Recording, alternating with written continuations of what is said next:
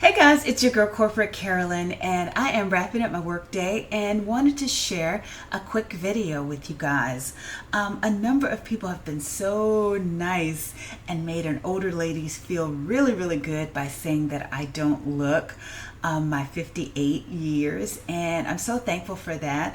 It's such a blessing because like during my teen years, I was a little chubby chubster and kind of like an ugly duckling that people didn't really think that I was cute. They thought that I thought that I was cute, but they didn't necessarily think I was cute. And so I kind of grew into myself over the years and didn't really start hitting my stride until I was in my 20s. And then now that I'm in my 50s, which is probably one of the reasons why I don't embrace the gray, is because like I'm getting to I don't know, maybe feel myself the way that I normally would have during my teens, because most people really get to enjoy their teens where they're slim and they're wearing pretty clothes and stuff, and I really didn't get a chance to do all of that. So it's a thrill for me at 58 to still be shopping in the juniors department, and I'm just trying to stretch this little season out as long as possible, because 60 is knocking on my door like knock knock knock knock knock, because it's actually less than 2 years that I'll actually be 60. So I thought that I would do a video that talks about how I'm looking younger than my 58 years, in case anybody is interested. And so because I am 58, I actually wrote down a list so I won't get distracted, because when I'm distracted I tend to talk a lot. And so number one, your girl doesn't drink alcohol. The Lord revealed to me that it really had no purpose for me back in 1991. And I said, you're right, God, I don't like the taste of it. It's a big fat waste of calories. It's a waste of money for me. And my father was an alcoholic, so it made perfect sense. And also I have an obsessive personality that allows me to do the same thing over and over again, which is how I'm working out 5 days a week, 2 hours a day. And then on the weekends working out for at least 45 minutes too. So I'm a creature of habit, and I didn't really need any negative habits to latch onto. So I said, okay, God, I get it. I don't need to drink alcohol. And so I stopped. I haven't had any alcohol since 1991.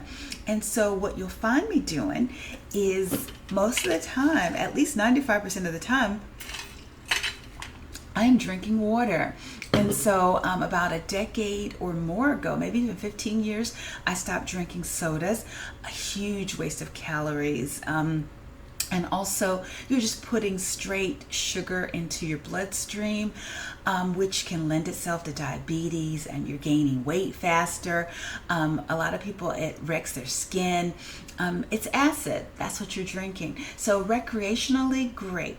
But just drinking soda on a regular basis, it's not something that I would recommend. And then, let's see, what else? And so someone even said that I looked well-watered, and I thought that was such a lovely compliment. And as much water as I drink, I should be well-watered. And so I don't sit around drinking juices and all of this stuff. I do shots of juice with my supplements, but no, I'm not sitting around just drinking juice or sweetened tea. I used to, but I wound up cutting that out, and I noticed that it helped to get rid of some of the fat that was threatening to pop out of this sundress. So definitely water is my friend, and it really is your friend too, especially as you age, for your hair, for your skin, your weight, your kidneys, and everything else in between. Secondly, I don't smoke cigarettes or marijuana either. I don't smoke anything. In fact, if the Lord wanted us to smoke, he probably would have put a chimney on our heads or something so it could go out. But there's so many harmful chemicals, and I see women, their skin, women who smoke, their skin doesn't usually age as well.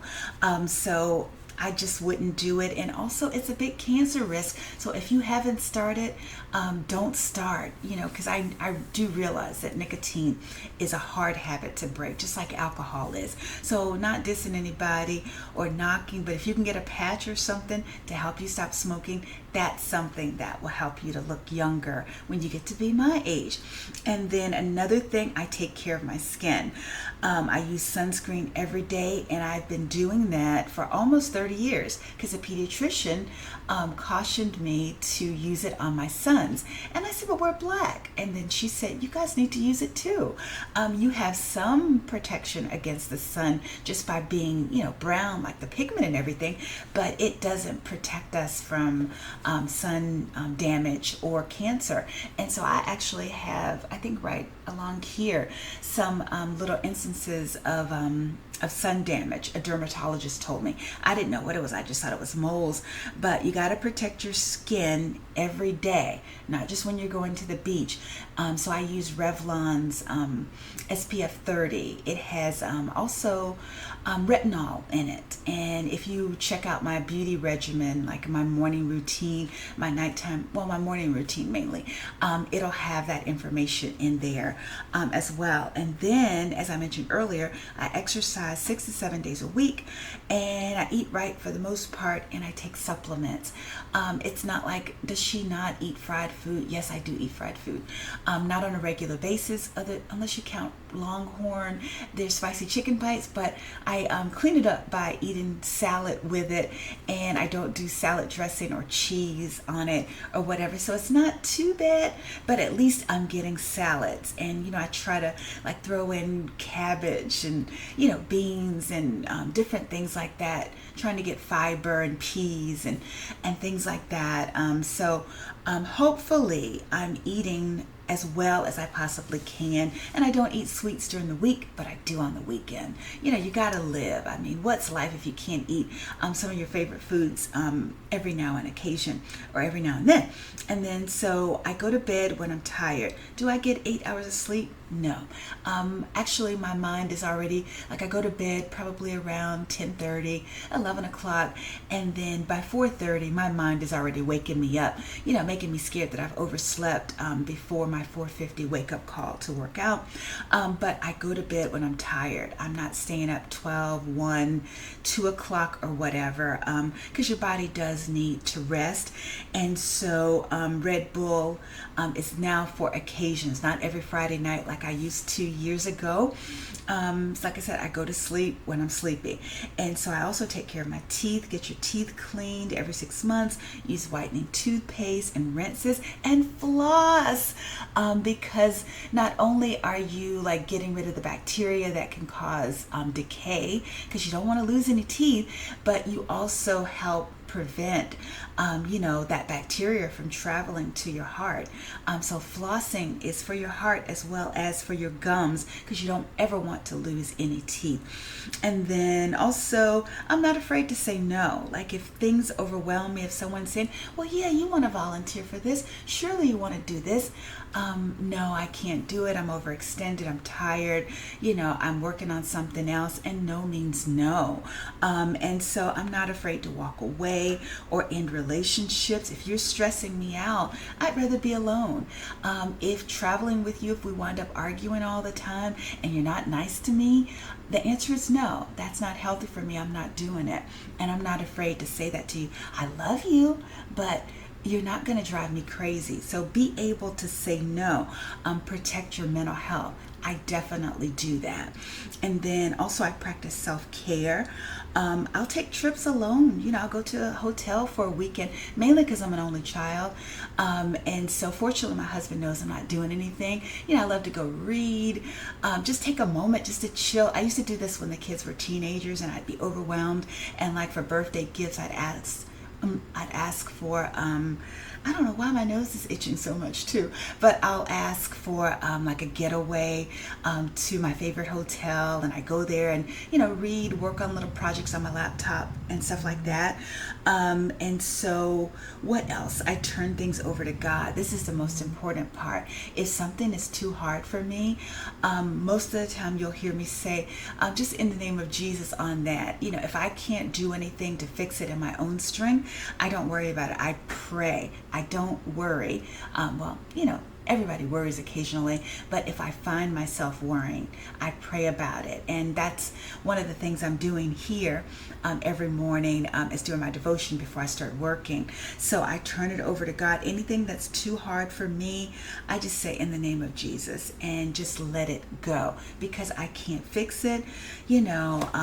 What am I going to do? I can't add 1 cubit to my stature, as the Bible talks about. So those are the things that that I tend to do, and I think that really, really helps me. And also, I dream, big about things that will happen. I'm an optimist. I'm not a pessimist. I do believe that anything is possible, and that helps me to be excited about every day. And I like to do things that I'm excited about as well. Give myself something to look forward to, and hopefully you can do the same thing, because you never know, no matter how bad your life is right now. Things can turn around on a dime. Things can change like that. You can be in a job that you hate and then saying, why, God, why? And then a year from now, you could be in the most wonderful situation, making, like goobs and gobs more money than you were making at the other job. You just really don't know. That's why you can't give up, and that's why you can't be pessimistic. So hopefully that helps somebody out there to, try to manage your life better, so that you can age at a nice slow pace, and you can just have a great life, because life is a beautiful thing. It's a blessing, and you got to treat it as such. So hopefully that helps you. Well, in the meantime, hopefully all goes well and you have a great day. Talk to you soon. Take care. Bye-bye.